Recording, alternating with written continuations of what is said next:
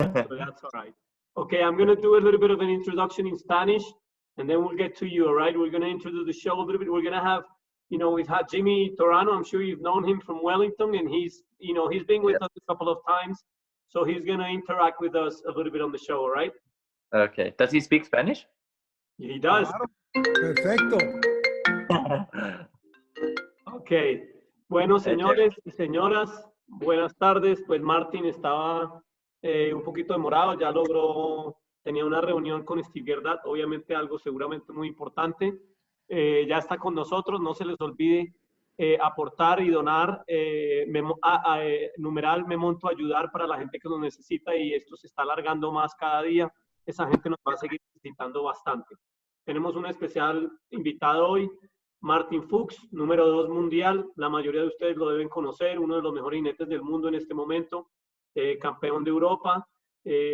Así que sin más que decir, le doy la bienvenida. Martin, how are you? I'm going to do it in English now. We were just welcoming you for everybody here in Colombia. You have many fans, a lot of people that admire you. We're going to say hi to you first. If you have a couple of words, more than welcome. And then Mauricio and Jimmy are going to say hi to everybody. How are you, man? Yeah. Hello. Thank you very much for having me.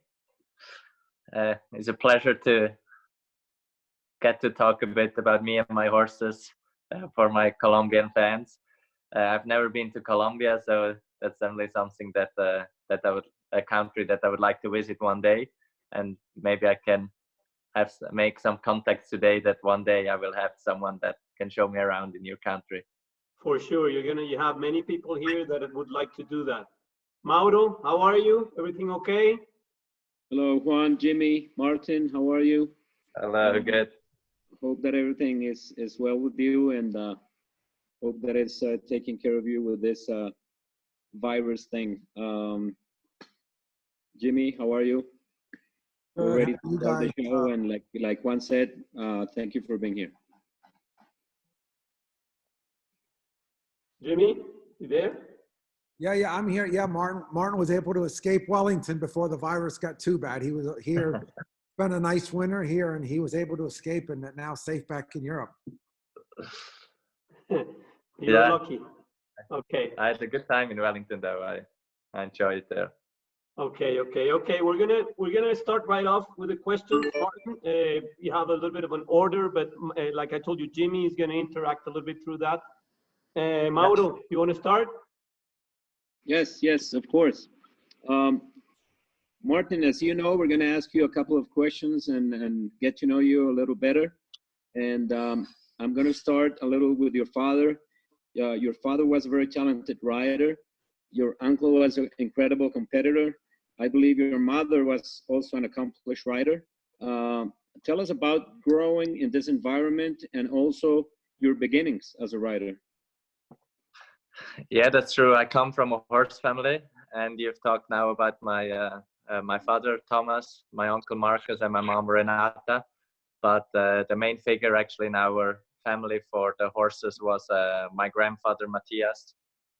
He hasn't competed on an international level, but he has set the basic work for the whole Fuchs family. He was a real hard worker, and he started to have his own riding school and then to sell horses and then supply horses for all his kids. And then that's how it all got started. And obviously for me, it was very fortunate and lucky to be, to grow up in this horse family. I've always had, since I was a kid, I've had the right training. I've had the right horses. I've had the right management. And I think that's very important because you have to work hard. Also, I have to work really hard, but it has been a bit easier for me than for other riders, just because from small on, I was taught to do the things the right way, or which we think is the right way, which is our philosophy to train the horses, which is our philosophy how to train the horses. And that's definitely a big advantage for me. And I think one of the reasons that I can be in my early age, with my young age already, so successful on the top of the show jumping. Okay, Mauricio is going to do a little bit of a very short translation, Martin, because we have a lot of Spanish speaking people, okay? Go ahead, Mauricio. Sí, me dice que su padre Thomas, su tío Marcus y su madre Renata están todos muy involucrados con los caballos, pero que realmente el que empezó con estos fue su abuelo Matías, que fue el que empezó como todo este proceso con los caballos. Es un agente de caballos de toda la vida. Ale, pues, está envuelto en esto desde que era muy joven. Dice que le ha quedado un poquito más fácil porque ha tenido, digamos, muy buena instrucción, muy buen manejo, ha tenido los caballos, todo se ha dado muy bien. Eso no significa que no le ha tocado trabajar muy duro. Obviamente le ha tocado trabajar muy duro. Y pues también confía mucho en todo lo que han hecho, todo lo que ha hecho su familia por él, digamos, toda la parte que acabo de escribir. Okay, Martin, going on that, keeping a little bit of the subject of your early years, did you have a normal international career, like you did the ponies and then the junior European championships and young riders and all of that? Or did you skip that? How did that work for you? Yeah, I had a very, I would say, normal junior career. I didn't do the ponies. So I did children. Actually, the first European Championships they ever held for the children was my last year as a children. So I got to go to Istanbul when I was 14, which was great. And then after I did all the European Championships for juniors, I did all the European Championships for young riders. So I went through that whole stage, which has been for me amazing because I got to ride every year a championship, and this gave me a lot of experience. I mean, obviously the pressure is higher when you jump with the seniors, but the system is the same. There's also a lot of pressure on a junior or a young rider when they have to go in for the Swiss team to perform at your best to be able to win a medal. And I'm sure that's something that I have now, now a lot of advantages, that I did already so many championships, already a lot of medals when I was young, junior young riders. I won a lot of medals, and this helps me now when I ride the big championships. Ok, Martin dice a la pregunta que sí, que logró hacer su carrera de juvenil y de Young Riders, que infantiles logró saltar el primero que se hizo para infantil, el campeonato europeo, que fue en Estambul y fue en su último año como infantil, y que eso le ha beneficiado mucho. Y dice que es muy beneficioso también que toda esa carrera juvenil, Young Riders, jinetes jóvenes, obviamente tienen que ser parte desde una temprana edad de equipos, y que en el que es bastante parecido a lo que se hace en la etapa que está ahora, que es en mayores, pero que desde una temprana edad ya aprenden a tener esa presión de montar por su país. I have a question really quick for Jimmy. You know, Jimmy is very involved into the United States and how this works over there also. Big differences, right, Jimmy? What do you think? The European way and then the American way is a little bit different. What is your take on that? Yeah, I have to say, over the last several years, we've been trying to model it a little more after Europe. We are starting to have the children's jumper championships. We're having the junior championships. We're having young rider championships. So we are modeling after Europe. I thought it was interesting what Martin said. And we've had Martin, I don't know if you know, but last week we had McLean on, and actually the same week in a different call, we had Rodrigo on the call. And what Martin says about, and even what you asked him, I think Mauricio, his upbringing and, his father and his uncle and his grandfather, everyone was riders. So in a way, he had a little bit of a leg up to get to where he is now. And I think Rodrigo was a little bit the same. He had Neko that put great horses underneath him. You had McLean that had his father Barney that was a top rider, a top dealer, and put a lot of horses underneath him.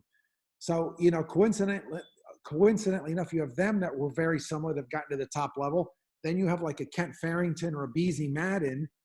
Their parents were not riders in the least, and still made it to the top of the sport. So you've got different spectrums. You've got your McLean, Martin, Rodriguez over here that came up very, very similar, but yet you've got other ones that came up a whole different route and still made it to the top level. Okay, that's a very interesting point on that. Mauro, go ahead. Yeah, Martin, tell us about a little on the gold medal win at the Youth Olympics in 2010.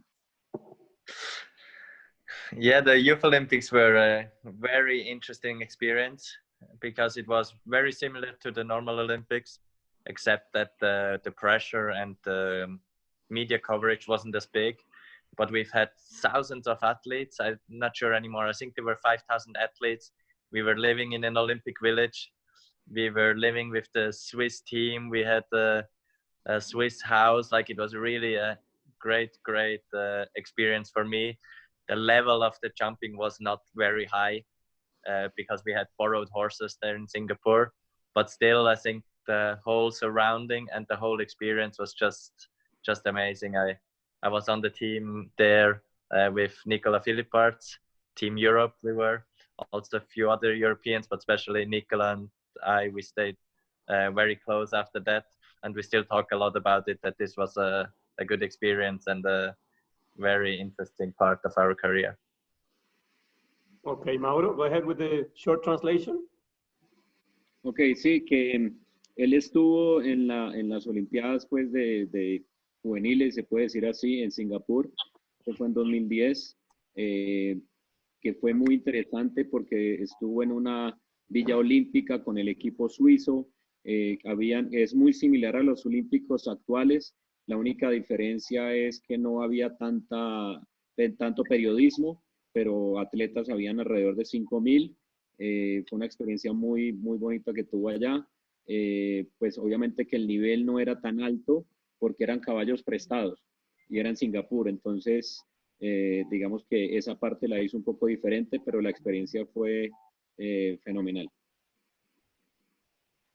Okay, we're gonna go with the next one. Next one I'm gonna jump ahead in time a little bit, but since we're talking about the Olympics, you did your first Olympics in Rio, and you were very young. Well, you're still very young. You're 27 now, I think, right? Yeah. So you must have been 24, 25, something like that. That's very young for an Olympic. And you still managed to finish 9th individually, I think, which is a very good result. Tell us about that, compared to, it was not that far away that you had jumped the Youth Olympics and then go straight to the big Olympics. So tell us a little bit of that and that experience. How was that for you? Obviously, the Olympic Games in Rio were a much bigger deal than the Youth Olympics. But as I said, a few things were quite similar with the Olympic Village and the Olympic restaurants and even the Olympic spirit, kind of. But Rio was just amazing for me. There were, in advance of the Olympic Games, there were a lot of talks about Zika and all this. But I have to say, when we got there, everything was perfectly arranged for us. We felt very safe, and it was a really good time we spent there. What I liked the most was to be in the Olympic Village with all the other athletes, walking past Usain Bolt and just being one of those Olympic athletes. And then obviously I had a good show. I ended up 9th, one down in the second round of the final. Actually, I was a bit disappointed about it, but still a great 2 weeks that I could spend in Rio. And I also took my time to go to watch the other sports, to see the other athletes. And this is a real motivation when you see also the other people fighting and giving all their best and putting their hardest effort into making it to this level and into making it to a gold medal at the end. Sure. Okay, Martín dice que claro que él hizo los Juegos Olímpicos de Río, que la diferencia, obviamente la altura es absolutamente diferente, otro deporte se podría decir, pero que le gustó mucho la experiencia olímpica como tal, que estuvo siempre, se quedó en el Village Olímpico y que le gustó mucho que siempre estuvo pendiente de los otros deportes, que eso lo motivaba mucho ver a otros atletas tratando de ganarse sus medallas y de hacer de hacer el mejor papel posible. Él quedó 9º, se acuerda de la final, en la final tumbó un palo en la segunda ronda y eso obviamente lo dejó con un poco de sinsabor, pero que en general es una experiencia obviamente que se va a quedar con ella por siempre. Mauro? Yes, Martin. It's very hard to find a horse that can jump to the top level. Not only that, but to win and to be so successful. Tell us, how did you find Clooney? Yeah, you're right. It's very difficult to find a horse that is consistent on the 1.60 m level. There's a lot of good horses out there, but there's obviously not many horses such as Clooney.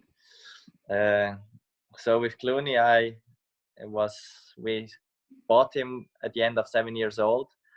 Actually, I was at home. I went on a hack with another horse, and one of my best friends, Michael Cristofaletti, he called me, and he was saying that his girlfriend, Jana Vargas, is riding an amazing horse called Clooney. I remember I finished my hack, I went home, and I opened my laptop to watch some videos of Clooney. Actually, just this week, I posted on my Facebook page the first video I ever saw of Clooney, which was in Lanaken when he jumped the 7-year-old world championship, where he ended up 6th, I think. He was clear and won down in the jump off. And I really liked this video already. We right away organized a trial. We went there. Actually, he's not built very nicely. He has a bit of big stomach and a bit of hanging back. So when the people took the blanket off, my dad saw the back of Clooney, and he was like, no, we are not even gonna sit on this horse. Look at this back. And then luckily he said, okay, let's trot it once on the hand and we see how it moves. And he has been a great mover, and my dad always likes when we try horses that are good movers and that move forward. And then I got on, and from the first jump on, it was clear that we would end up buying him. Then we got him home. Actually, the first day I rode him at home, I fell with him because he was very spooky and stupid when I went on hacks outside. He just didn't know it. At his old stable, they didn't go on hacks, and it took a long time for him to calm down, to settle down with it. But I mean, the rest we all know. He became one of the best horses in the world. He is the best horse in Swiss history of show jumping already. Most prize money, most medals, winning horse in Switzerland. So that makes me very proud. Okay. Sí, él dice que lo encontró por medio de un amigo, lo estaba montando la novia del amigo, lo vio en un par de videos, inclusive lo vio en un video en la Naken al final de los 7 años, que creo que terminó 9º o algo así, le gustó bastante, y ahí fue cuando decidió probarlo. Fue a probarlo con el papá. Cuando lo vio, al papá no le gustó mucho porque tenía su panza, su barrigota. No es el más atractivo, no es el más bonito de todos. El papá ni siquiera quería que se montara en él. Pues ya estando allá se dio un chance y lo montó, lo probó, y después del primer salto ya sabía que le gustaba muchísimo el caballo. Después lo llevó a la casa, y en la casa, en las primeras montadas, lo tumbó porque el caballo es un poquito difícil, es muy pajarero, le costó un poco, mientras que el caballo reconocía todo, se relajaba. Y bueno, después de eso ya saben quién es Clooney. Ha sido catalogado como el mejor caballo de la historia de Suiza, el que más ha ganado premios en dinero, el que más medallas se ha ganado. Entonces, pues, como se pueden dar cuenta, es un caballo fuera de serie. Okay, Martin, and I'm going to have Jimmy, after your answer to this question, talk about this a little bit. We know the big sport is the big sport, obviously. But I know you came to Wellington this year. I don't know the year before, only this year, right? Oh, and last year. 2 years in a row. Okay, that's 2 years in a row, so that's even better. You've been there for a couple of years to Wellington. Tell us how those shows and you that do the big sport, how does it compare technically? You know, Wellington, which is a show that runs for like 3 months, and you're always on the European circuit also, going from different place to different place, or city to city. tell us technically, what do you think if there's any, if there's any difference or just the same? What do you think? It's pretty much the same. Definitely in Wellington, we have bigger rings, bigger infrastructure than most of the places that we have in Europe. So that is a bit different. You get to gallop a bit more. You have a bit different kind of courses. Not that they're easier, just that they're different set because of the size of the ring. But otherwise, the level is very high. It's always very difficult in Wellington to win a class because you have some of the best riders in the world. The only thing that I would say, in Europe, we have when you go to a 5-star shows, there is, out of 40 riders in the Grand Prix, there is 35 that can win this Grand Prix. And that's a little bit different in Wellington. You don't have as many top riders as you have it in Europe, but still you have some of the very best that are very hard to beat, such as Kent and Beasy and McLean and Daniel Blumen. So you always have some very good and fast riders in it. But in Europe, you definitely have, in a 5-star class, more of the best horse and rider combinations. Ok. Dice Martin que obviamente la infraestructura de Wellington es diferente, la pista como tal, la pista donde se hacen las pruebas grandes es muy, muy grande. Entonces, que para él básicamente es lo mismo, o sea, es lo mismo de la manera que diseñan los armadores de pista, pero que siendo la pista de Wellington más grande, pues obviamente lo hace diferente, no mejor ni peor. Que la diferencia que él ve, dice que en Wellington es muy difícil ganar porque hay mucha gente, muchos jinetes buenos, mencionó a McLean, a Vice, a Daniel Blumen, que en Europa en un concurso que son 5 estrellas tienen los 40 mejores jinetes del mundo, y que esto obviamente lo hace mucho más difícil, no por demeritar a Wellington como tal, porque obviamente hay muchos jinetes buenos los que él nombró, pero en Europa se está viendo contra los 40 mejores en un 5 estrellas. Jimmy, you want to add something to that? I would like your opinion of that. You go a lot to Europe, your base is Wellington, you're always at WEF. What do you think about this? Yeah, I have to agree with Martin. I mean, okay, I haven't been showing in Europe for a number of years. I showed in Aachen back in 2000. I was on the team there. I did World Cup finals in Gothenburg and Vegas, and but nowadays, kind of like Martin says, you go to there's a certain Palm Beach it's just gotten so big. You got so many top riders, and it's hard to win here week in and week out. And you've got to really you come here with a plan, and you've got to really space your horses out. One thing I was going to say, you asked Martin about coming here. This was his first year.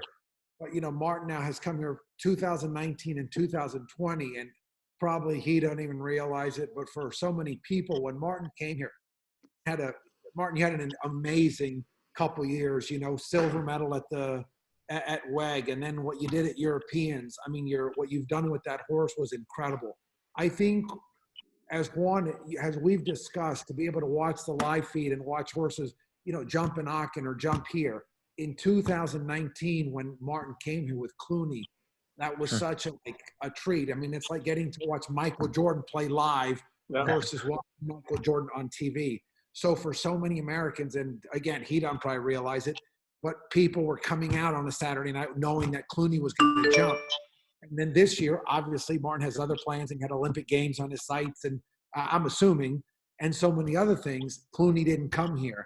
But then, therefore, Martin still had a heck of a circuit. He was winning classes left and right with everything else he brought here. And then on top of that, he's selling horses and making money. So, for the Americans, it was a little bit of a letdown that, Clooney didn't come this year. But, I mean, what a treat, really, for the American spectators that were able to come here to watch that horse live and get to see the horse up close and personal. Yeah, there's a lot of people that spoke to me about it, American people, or at WEF last year, or today when I came. Definitely the question I got asked the most was if I brought Clooney again or not. Okay, yeah. That's more than normal, being such a superstar, of course. Martin, let me touch on one thing. Clooney's incredible, best horse in Switzerland. The story he's written is amazing, and what you've won is amazing. Earlier on, you had a couple times when, as great as he was, as scopy as he was, as careful as he was, with all the quality as he has, you had a couple times when you had classes in hand, and Aachen. I mean, Aachen. You had Aachen in hand. We're going to talk about that a little later. Okay. We're going to touch on that because that's obviously everybody knows about that story. Mauro, go ahead. Oh, here it is. Going There you on the same question. I think Jimmy was going to the same point. I'm going to get. I remember I was in Aachen watching the Grand Prix in 2016, to be exact. If you went clear, you would have won the Aachen in one go to the last jump. I thought you ended up like third or something like this. You corrected me this morning. You ended up like 15. He had a mind of his own, and you know exactly how did you manage the horse to be so successful at today? Yeah, obviously Aachen was a very big, how do you say, moment in our career. Very difficult. We were on our way to win the biggest, the most prestigious Grand Prix in the world, or in show jumping. And then on the last fence, we had a refusal. There was a lot of people were saying that it's because the in-gate people opened the gate just when I cantered past it, or because of the camera or anything. Well, I never blamed someone else for it. I always said this is bullshit. Like, I just didn't ride good enough. I didn't give him the good enough confidence. He was very difficult at that time still. I remember entering the ring in Aachen this week was already a big task. He wouldn't want to go into the ring. He was very nervous. He hated the warm-up. He jumped great, but he was not easy this day or these days there in Aachen. And then the more I had to go in the ring, the more nervous he got, the less he wanted to enter. And that was definitely something that didn't help for this round. But after Aachen, I was very upset the same day. I was crying. I was like really upset. But then the next day when I was at home, I woke up very motivated. I knew I had a horse that could win Aachen, that almost won Aachen. One of my next shows would be the Olympic Games in Rio. So I knew I could win the Olympic Games if I almost won Aachen. And actually ever since then, I tried to work a lot on myself to try to understand my horse, Clooney. Why did he get nervous? How can I give him more confidence to not get nervous? People were coming up to me and saying, such an asshole, this horse. I never said he was an asshole. I don't think he did it because he was being an asshole. Horses are not just stupid from their nature. They do their thing. They have their actions because of reasons. He was nervous. He was stressed. I didn't give him the right feeling. So that's something what I've been working at ever since. And definitely something that I'm very proud to achieve, that I really have now this horse with so much confidence that I feel like he trusts me blindly. Mauro, go ahead. Translation a little bit. Sí, él dice que sí, en el Gran Premio de Aachen, el caballo tuvo una rehusada en el último salto. Coincidencialmente, ese salto estaba muy cerquita a la entrada de la pista, y mucha gente le dijo que habían abierto la pista cuando él iba pasando por ahí. Sin embargo, él dice pues que no le quiere echar la culpa a nadie, digamos, de lo que pasó. El caballo terminó 15avo ese día cuando se lo ha podido ganar. Estaba muy decepcionado en ese momento. Al otro día se levantó muy temprano y realmente pensó que tenía el Gran Premio en las manos, pero finalmente tenía el caballo que lo podía hacer. Finalmente el caballo estaba muy estresado, estaba muy nervioso, él no quería entrar, desde que empezó no quería entrar, el caballo realmente estaba muy nervioso. Mucha gente le dijo que el caballo lo había hecho pues de malo, de mala intención. Él nunca le echó la culpa al caballo, dijo que lo ha podido montar un poquito mejor, pero bueno, que con la confianza y todo esto, el caballo es lo que es. Okay, we go right to the next one. So, Jimmy, Juan, there is a story. Martin, Yeah. you know, you talk about Aachen, and then your next show was Rio, and obviously that horse gets, you know, it's like any top horse. Every rider, every fan gets to be a fan of that horse. You're looking for Clooney. The way that horse jumped in Aachen that year, although you didn't win, the horse looked like the horse. and then your next show, you're coming up to Rio. Leading into Rio, was it still in the back of your mind, oh, something could still go wrong? I know me watching it, being such a fan of the horse already, I thought, oh, is it going to happen? Is it going to happen? Was that in your mind at all? Or were you confident that was, you took care of the problem and it was done? Yeah, it's a good question, but actually I never really thought about it anymore. It's not that the problem was already taken care of, but I just had such big confidence with him that I didn't think about it at all. But then I remember Nations Cup round in Rio, again a left turn away from the in-gate. He was really strong and like pulling a bit to the other side and towards the in-gate. But I rode my round and I finished, and I didn't think about it 1 second. And when I came out, Jannica Sprunger, my teammate at the time, she came up to me. She was like, "Oh my God, he almost did it again." And I was like, "What are you talking about? He didn't do anything. I had a normal round." Like I just never thought that he would do this again, and that just was so positive. Ok, ahí Jimmy le preguntó, eso vale la pena traducirlo porque es una buena historia. Jimmy le preguntó que si él después de que le pasó eso, entró el próximo concurso grande o campeonato grande que hizo fue los Olímpicos de Río. Y le dice que sí estaba preocupado que volviera a pasar. Porque normalmente pues esa es la reacción de cualquier jinete. Y Martín dice que no, que él trató de no pensar en eso y que en la segunda ronda de la Copa de Naciones el caballo había un salto muy grande saliendo de la puerta y el caballo se le puso un poco fuerte y terminó, hizo 0 y estuvo muy bien. Que cuando salió de la pista, la compañera de equipo, Jannica Sprunger, que es una jinete muy, muy importante también, es suiza, le dijo, uy, casi el caballo casi hace eso. Y que él, como una manera de mentalizarse eso, le dijo, no, aquí no pasó nada, yo no sentí nada, pero obviamente sintió eso, pero ya después lo dejó pasar y ya ni siquiera piensa en eso. You would have been, for sure, one of the favorites to take individual gold in Tokyo, Martin.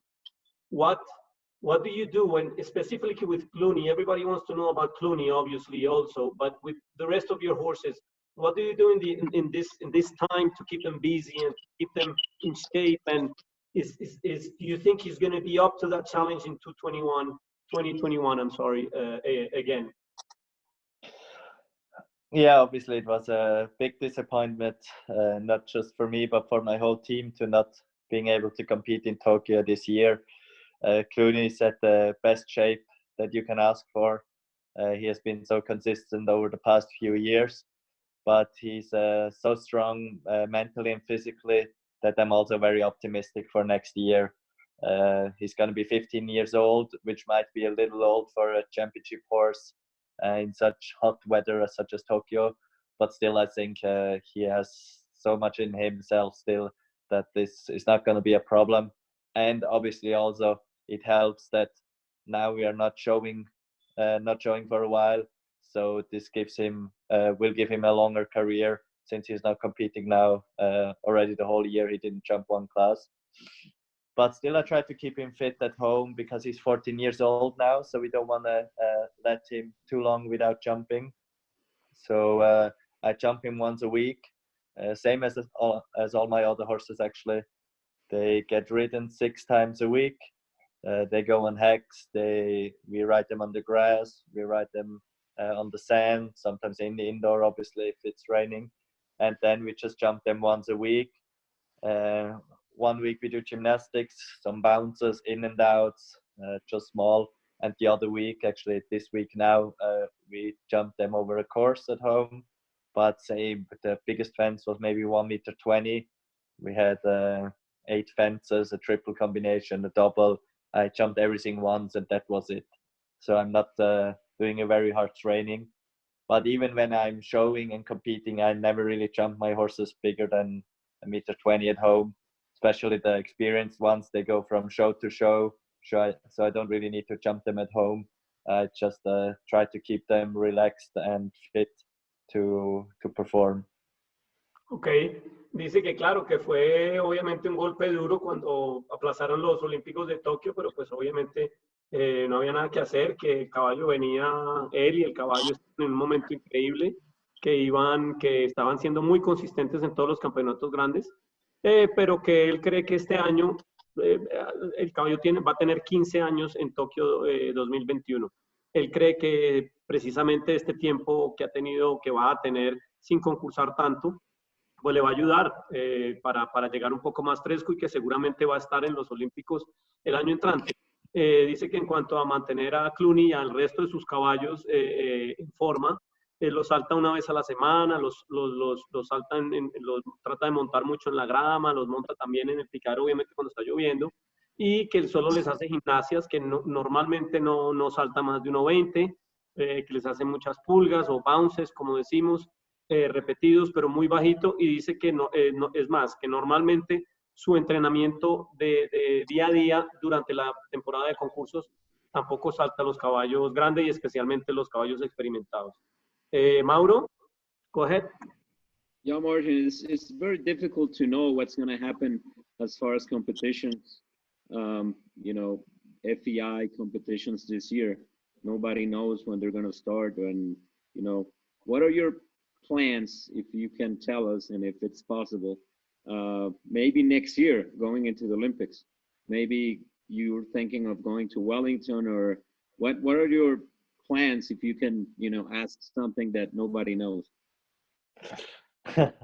Yeah, obviously I don't have much plans at the moment, because all the plans I have made have kind of gone wrong. So I just stay at home. I ride my horses. Obviously, the big goal is for next year, the Olympic Games. But I hope that this year I still get to compete at some bigger shows, such as the Rolex Grand Slam of Geneva. But as you say, we don't know at all what's going to happen. I also don't know yet about Wellington next year. As I said, I really like to go to Wellington and compete in Wellington. So that would definitely help me also for the Olympic Games. But normally I wouldn't want to bring Clooney on a big trip before Tokyo. So my plan would be to be able to show Clooney again by end of the year and jump quite some nice indoor shows, and then give him again a break beginning of the year, January, February, March, while I'm in Wellington. And then when I come back, slowly bring him up to the top, start jumping maybe in April, something May, and then June, July, do a few shows, maybe also on grass, because I like to jump on grass before I go to a championships, even if it's on sand, because I feel like on grass it's good for the horse, and especially since Clooney is more of a spooky horse, I like to have him on grass. It makes it much easier than when I go on sand again. So that would be kind of my plan. Okay. Él dice básicamente, pues este año es muy difícil determinar qué va a pasar, que le gustaría hacer al final de año el Grand Slam, que digamos que en ese momento será Ginebra, un concurso indoor. Quisiera hacer unos concursos buenos y grandes al final del año. Quisiera darle un tiempo de descanso, enero, febrero y marzo, más o menos, mientras que él está en Wellington. Volver a empezar con el caballo en abril, mayo, junio, hacer un par de concursos grandes. Y generalmente él le gusta entrenar al final para campeonatos grandes en la grama. Clooney específicamente es un caballo un poquito mirón, un poquito spooky, entonces le ha ayudado mucho trabajar y saltar un poco en la grama antes de los campeonatos grandes. Okay. We're going to go to the next question. Obviously everybody knows Clooney, but you have more horses. You've had a couple of big wins last year, or I don't remember, it was earlier this year in big shows.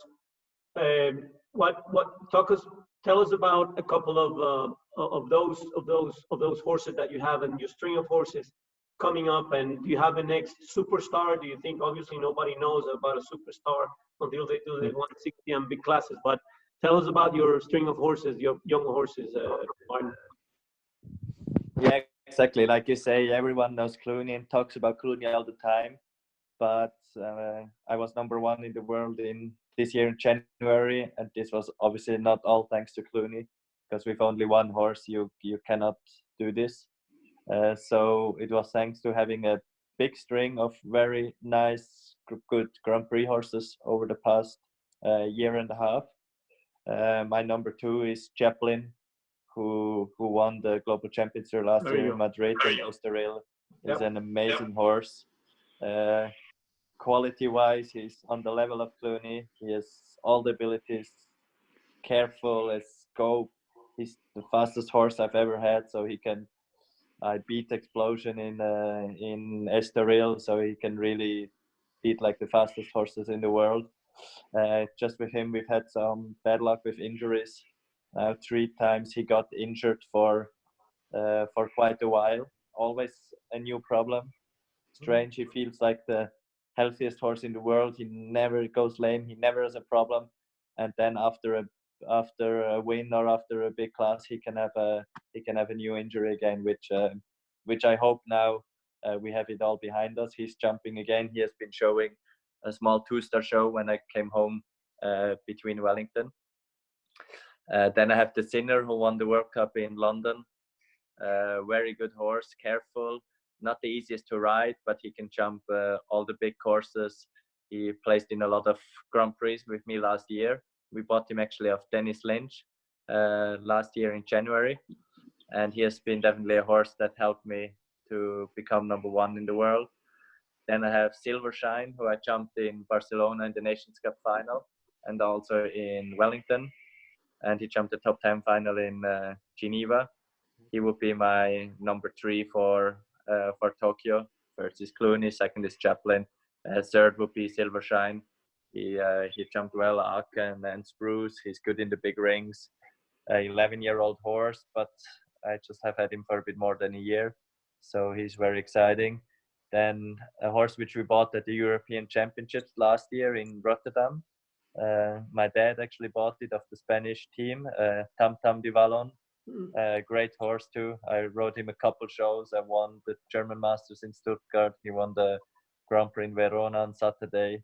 So really happy to have him as well. Then I have Chica, another great horse, which won a lot of classes, which won in Stuttgart, in London, in Paris. Just in the last few shows, she won a class at each event. And then I have my best and most promising young horse is 8-year-old called Leone. He's by Baltic VDL and Corland. He was very impressive last year in Aachen. I brought him in the youngster tour. He jumped four clear rounds. He looked definitely as one of the most promising youngsters there in Aachen. And he's my horse, which I really have big hopes for the future, just to get to bring him into the top level. And I'm sure he can jump some Nations Cups and one day at Championship. Ok, dice que obviamente para llegar fue número 1 mundial durante un periodo corto de tiempo, ahora está número 2, que obviamente necesita un caballo como Clooney, pero que hay otros caballos que le han contribuido para eso. Nos puso varios ejemplos. Chaplin, que es un caballo que ha ganado mucho, ganó el Gran Premio en la Global Champions Tour de Estoril, desempatando contra Explosion, que es el de Ben Mayer, y dice que seguramente es el caballo más rápido que ha montado en su vida. Y que desafortunadamente este caballo ha tenido un par de problemas con algunas lesiones. Nos habló de otro caballo que se llama The Sinner, que también es un caballo que ha ganado grandes premios importantes, Silvershine, y que el caballo que tiene más esperanza y al que más le está creyendo en este momento es un caballo que tiene 8 años, que se llama León, que lo llevó a Aachen, a los caballos jóvenes, al circuito de caballos jóvenes en Aachen, y que se portó muy bien y que él cree que es el caballo que va a llevarlo a montar en Copas de Naciones por Suiza. Jimmy, do you have anything to add about this? Or yeah, I do actually. You gotta turn your phone off, man. Yeah. Enough. I was listening to that. I was almost getting tired. It's amazing. Like you talk about, you have 3 horses possible for the Olympic Games. That's almost unheard of. You know, there's not a lot of riders. I was going to actually ask that question before you started talking about those other horses. Do you have other horses? You know, would you use those other horses to back Clooney up, which you said you would? Then you started talking about all the horses along the way. Obviously, Clooney, you didn't bring to Florida. Some of those horses you didn't bring to Florida. Tell us a little bit the difference, which is, I think about this a lot, in America here. or even when, let's say, a Kent Farrington goes to Europe, he takes everything with to Europe. You know, you all have such a system where you bring a couple horses with you to Palm Beach, but yet you leave a whole another string of horses there. So you've got a whole nother staff, an exercise rider. I mean, you guys have a different system where you have a great flat rider, a great, you know, training program there. You know, how does that work? Yeah, that's a good question, because it's very easy to have horses at very difficult to have horses at two different places in the world. But this is definitely for me, as I said, a big advantage with having my family working with me. My dad is taking care of the horses at home. I have some very good riders at home that ride my horses. My dad jumps them when I'm gone. Sometimes my rider at home gives them a few jumps. But it's also, I try to make a long plan in advance. So I use those horses which stayed at home a bit more over the winter, and then they got the break while I was gone in Wellington. And the horses which I brought to Wellington, I didn't use so much over the winter, but used them a bit more in Wellington. So it's definitely a lot about planning ahead, a lot about knowing what's best for which horse. And then obviously also sometimes to be lucky to choose the right show for the right horse, because we don't always know at the end which show fits the best for which horse always. Okay. And since Jimmy has been practicing his Spanish on this show for the last month, he's going to go ahead and translate the question and the answer. Jimmy, go ahead. La pregunta, Martin, que es muy diferente ahí. Aquí, cuando vamos a un concurso, llevamos todos los caballos. Entonces es muy fácil, pero allá en Europa, Martin vino aquí a Wellington a saltar con unos 3, 4 caballos, deja todos los caballos en Europa. Le digo, ¿cómo el sistema es tan diferente? Y él dice que él tiene la ventaja que por lo menos su familia entera monta, entrena y le pueden tener todos los caballos listos cuando él vuelve. Y entonces lo que hace es, los caballos que saltan aquí en Wellington, cuando él vuelve a Europa, esos caballos no saltan mucho. Los caballos que se quedan en Europa esperándolo, los saltan mucho en Europa, y él puede descansar los caballos que saltan y los puede cambiar. Entonces dice que trata de tener los caballos listos y ojalá el caballo esté listo para el concurso que él lo quiera llevar, pero lo más importante es que tiene su familia que le puede tener todos los caballos listos para cuando él vuelva. You're getting better at this every show, Jimmy. That was awesome. Martin, I'm gonna ask you a couple of questions. No, one question, then I'll go to the other one because somebody just wrote something for me. But if for some reason, the first one is, for some reason, you had to trade Clooney. You have no choice. You have to trade him, whatever the reason is. Which horse from the past that you have followed or read about or seen in old movies, and what horse from the present would you trade him for? That's the first question. Mauro is going to go with the next one, but I have one before that. Go ahead. From the past, it would be Shutterfly or Balube de Rue. Okay. Just because when I was small, I was watching those horses, and I really loved to see them. Both very fast and won a lot, and careful horses. So I think that those were some of the nicest horses ever. And then from the present, it's Explosion. He's for me definitely one of the best horses. If he keeps going, if he keeps winning as he did the past few years, he will be the most successful horse in the history. Obviously, I try to change this with my horse Clooney, but no, I really think Explosion is an exceptional horse. Okay. Juan, let me interrupt for 1 second. Yeah.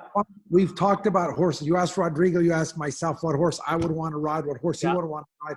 I said Gem Twist and Balube. He said Gem Twist and Japaloop. Yeah. And the horse that, unfortunately, he keeps letting left out of this mix. Which one? We keep leaving out Big Star. Yeah, that's right. It's true. You know, like Big Star, and not one of us has mentioned that name. Just such a superstar. Yeah, he was. Yeah. That's you're absolutely right. There's so many horses to choose from. You know, it's different. But I always like to put people on the spot a little bit. Martin dice que caballos que si tuviera que cambiarlos absolutamente por Clooney del pasado sería Balube y Shutterfly, pues porque son caballos que él siguió cuando era más joven y le gustaban mucho, rápidos, con mucha sangre. Y de hoy en día, definitivamente, Explosion es un caballo que él dice que seguramente va a seguir haciendo historia y que sería otro, por el cual si tuviera que absolutamente cambiar a Clooney sería por eso. Mauro, go ahead, and I'll go back to my other question after. Of course, we have to talk about the Europeans. You were second at the World Equestrian Games in Tryon. You were second at the World Cup last year. Not only that, but before you entered the last round, you were second. And like you mentioned before, the Explosion was so incredible at the championships, at the Europeans. Nobody thought he was going to make a mistake. This was very emotional for you. Tell us about this competition. Yeah, Clooney has been very consistent over the past few championships.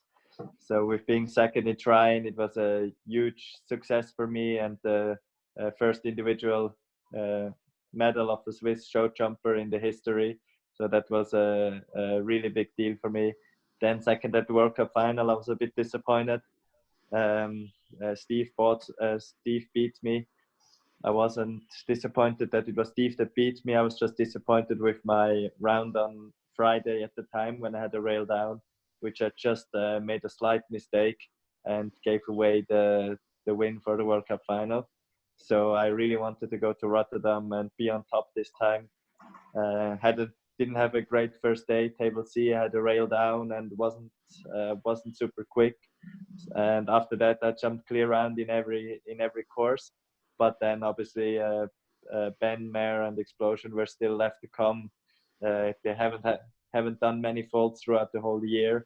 So I was pretty sure I would end up second again. I was already upset and disappointed, and all these thoughts running through my head that poor Clooney, I just don't make him a champion. He would deserve to be a champion. And again, I failed him, my mistake. And then I didn't even watch Ben's round because I was trotting with Clooney, and then Jasper Lloyd just screamed at me that I won, and it was so amazing, such a great feeling.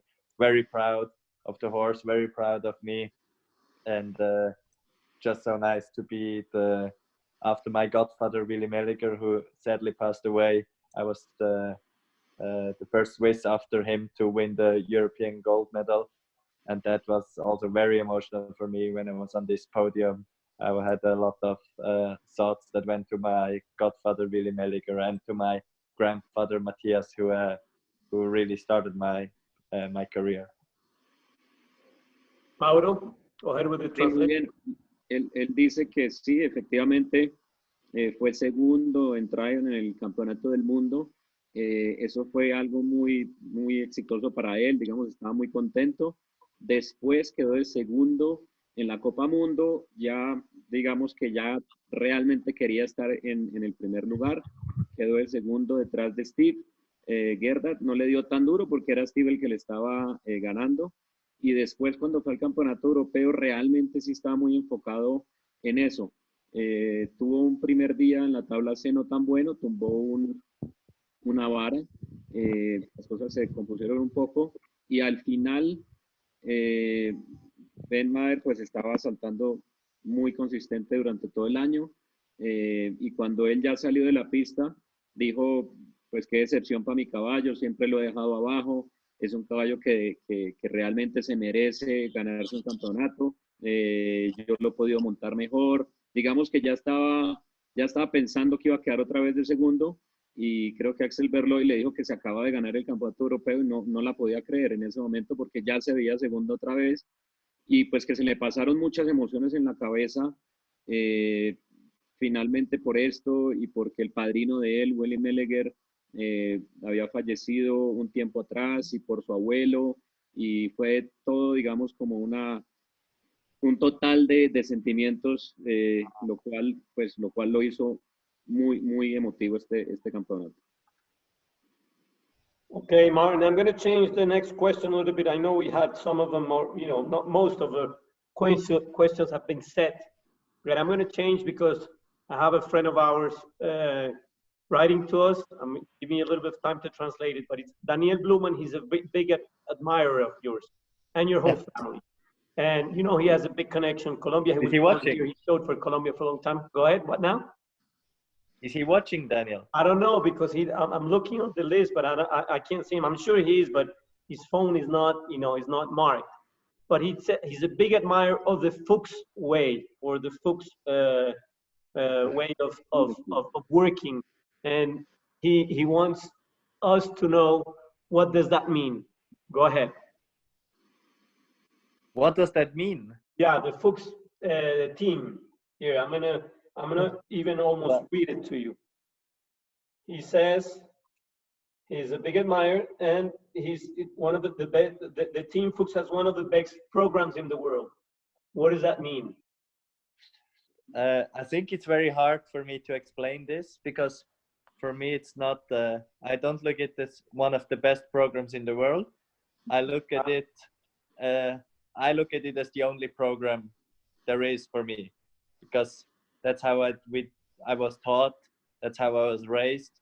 That's what I said very early in our interview, that that's an advantage for me. Since a kid, I'm doing the things the right way. Maybe it's not all the right way, but it's our way. It's my dad's way. He's a real horseman. So I like to believe it is the right way. And I guess our results show or prove that it is the right way. So I cannot really say what is our system, but we try to learn every day. I try to learn a lot of my father. He has such a big knowledge. He learned a lot of my grandfather, who was a very, very good horse person. That I'm sad about, that I wasn't a bit older when my grandfather passed away, so I could learn a bit more of him. But I still remember when I was riding ponies that he was giving me dressage lessons in the indoor. I still have these pictures in my head. But otherwise, I just we take good care of our horses. Not that they're always the shiniest and the properly clean, mostly clean, but they are a lot on the field. They get ridden all for an hour each day. They go on the walker, they go on the sand paddocks, they go on the grass paddocks. They go with no boots, they go with no protection. We just like to have them natural. When we are riding in the indoor, and we often ride with two horses, like we ride one and we have one on the hand to walk around. Our horses, when they're on the paddocks, they can kind of come a bit together with their heads. They play with each other. And this is all actually what my dad learned in his late career, when he started to doing trotters. After his show jumping career, he went to visit all the best trotting trainers in Europe, and they have a very natural system with their horses. And that's a bit what he brought then back home to us, and how we try to manage also our very expensive and horses, show jumpers. We try to have them very natural. We have them out on the fields with no protection. We just try to make everything as normal as possible and not make a too big deal out of small things. Ok, le hice una pregunta a Daniel, a Martin, que Daniel Bluman ha mencionado mucho que es un gran admirador de de la familia Fuchs como tal, y preguntarle a Martin que cuál es el sistema Fuchs que tanto habla Daniel en esas entrevistas que le hemos visto. Y él dice que realmente pues él no lo considera un sistema Fuchs como tal, sino simplemente es lo que él creció, lo que aprendió de su familia creciendo.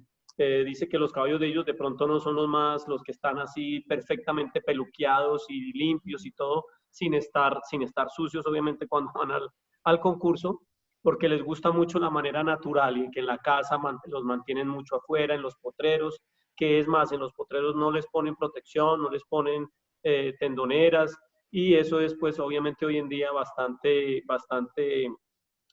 genuino. No mucha gente hace eso, pero que es la manera que él aprendió, que el papá, después de que se retiró, hizo caballos trotones que se llaman, que hay muchos en Europa, y que ahí aprendió que la mejor manera para un caballo era la manera natural. Jimmy, you have something else to add, Mauro?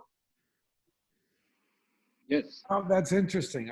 That's interesting that they leave them like that so natural. We tend to be so protective of our horses, and Martin's probably right. I think when you protect them so much early on, and then all of a sudden, boom, the slightest thing goes wrong. I think if they learn early on to just be natural and live to be horses, probably better for them. A good way to think.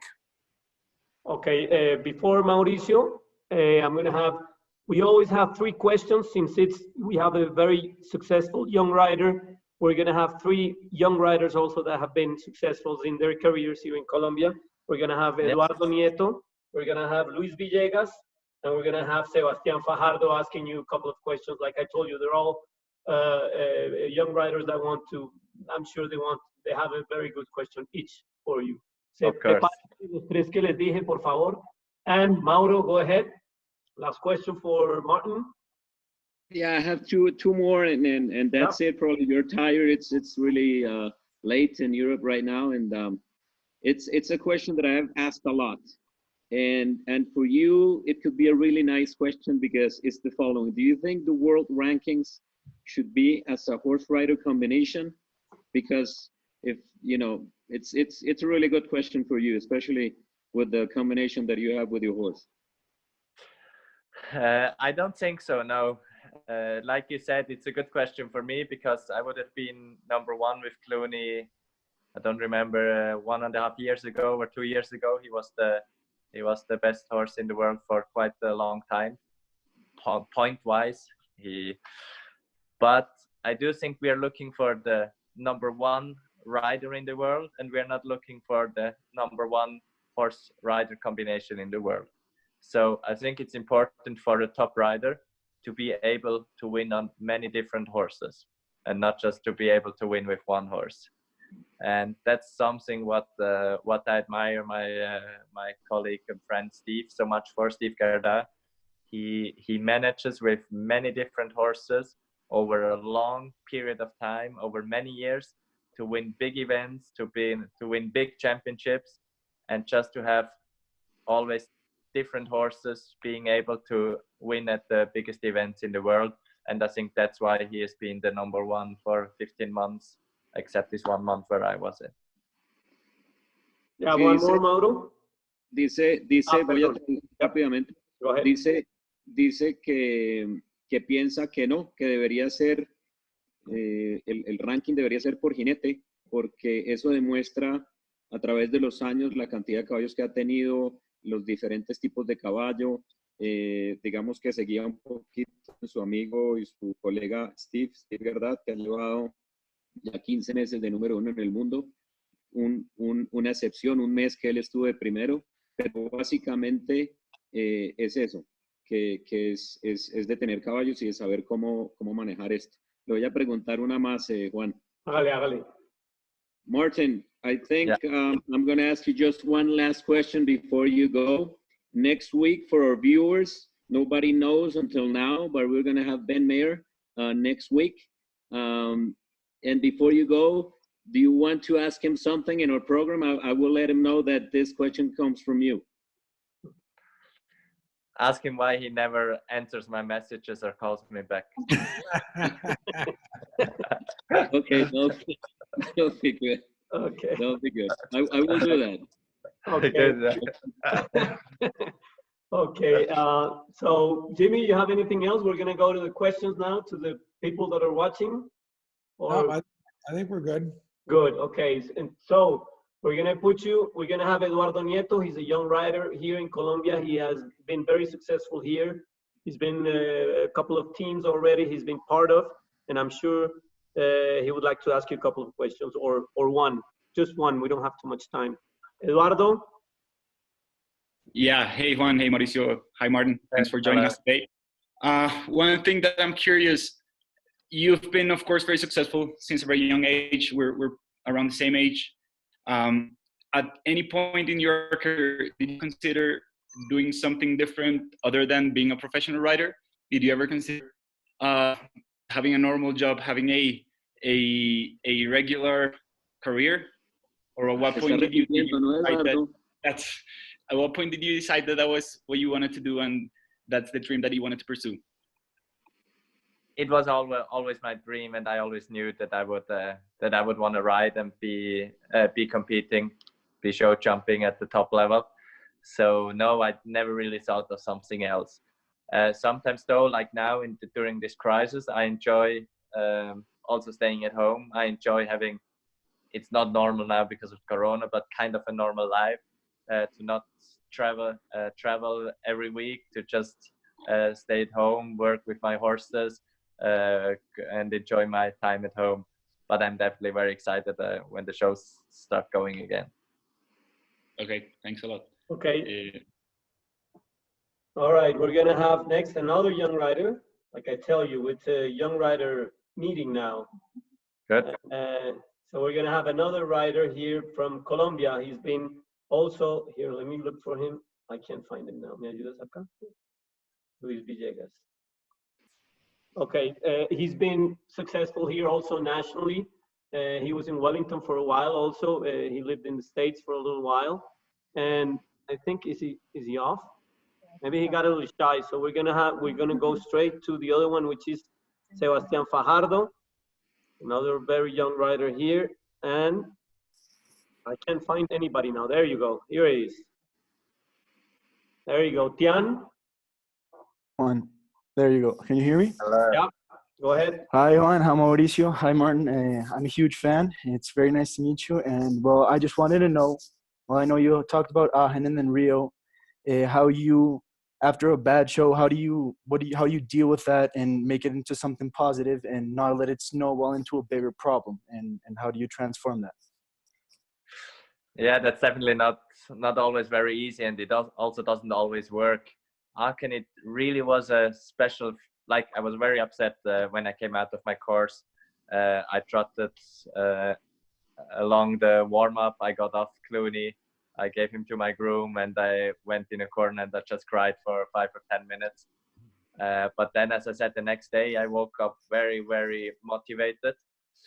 Even though I didn't do anything. I didn't think of much. I just went to sleep, and in the morning I was super motivated, knowing that I could win one of these big classes. At other times, it takes me sometimes a bit longer. Usually, I'm upset after my round for a bit, and then I'm fine. But then when I lose like a big class, I still think about it for a while. It's still stuck in my head.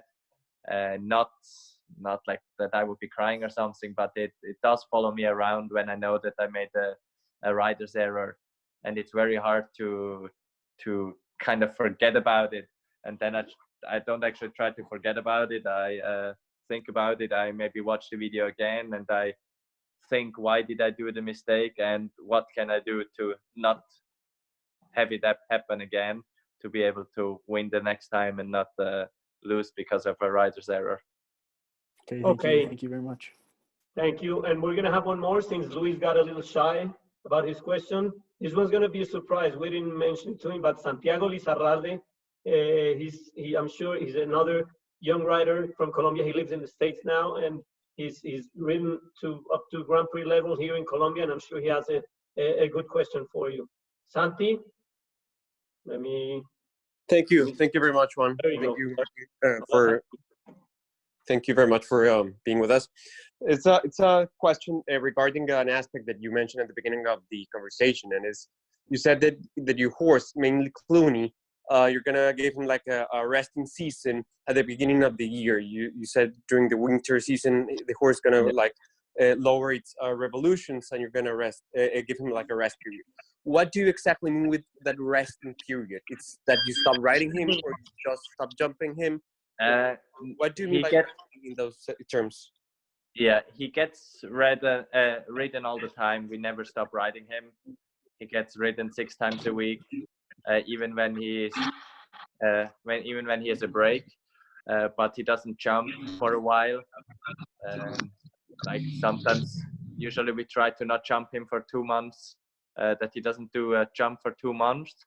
But I also have to say, this year we kind of changed this this program a bit because he's already 14 years old, and we were scared that he would get too stiff and too sore in his body if he doesn't jump at all for a long time. So while I was in Wellington, he did have a break for 2 months, but he would every 10 days do some gymnastics or some cavalettis with my dad and keep him fit. But otherwise, a lot of hack outs, a lot of normal dressage work, but no big jumping, no competition. Okay. Thank you very much. Thank you. Okay. All right. I think that'll be it. Martin, thank you very much. You are as nice, because I've never met you before, but you seem like a very nice guy, and you project that to the people. You're a very nice person. Thank you for taking the time to be with us. I know it's late in Europe. We hope to see you here in Colombia. We're going to make something happen so you can come, do a clinic, or even it's for vacation. It doesn't matter. But I'm sure we're going to have you here. Mauro? And maybe if someone else still has a question and didn't get to ask me, they can always write me on Instagram, Martin Fuchs _official. They can send their questions which they have. I will try to answer them as soon as I can. Or so anyone that didn't get to ask their question, thank you very much for watching tonight. And, thank you, Martin. For you, and I hope I could answer some of your questions. When are you coming to Colombia? Mauro? Now Daniel Blumen actually just texted me. He was watching. He says he enjoyed it, so I'm happy that we could make Daniel happy. Good. He was bugging me here through the chat to ask you about that Fuchs question. Gracias a todos por estar aquí. Martin, muchas gracias otra vez. Jimmy, gracias por acompañarnos. Antes de la Benmaer, este sábado tenemos Guillermo Jorge, Santiago Varela, como diseñadores de la Olimpiada de Río, y el próximo de la Olimpiada de Tokio va a estar con nosotros, al igual que Javier Medrano, nuestro diseñador nacional 3 estrellas. Mauro, ¿algo que añadir? Yeah, the last thing, it's very hard for us to get top riders in the world to accept invitations, and you did. So thank you very much for being this way. Of course, I will be back if you want me back. Yeah. Thank you. Mark, tell Steve, make sure he's following The Last Dance on ESPN, Michael Jordan. Okay, I will. Thank you, guys. Gracias a todos. Thank you very much. We'll see you next time. Hope it's very soon. Thank you. Okay, bye-bye. Okay, bye. Bye-bye.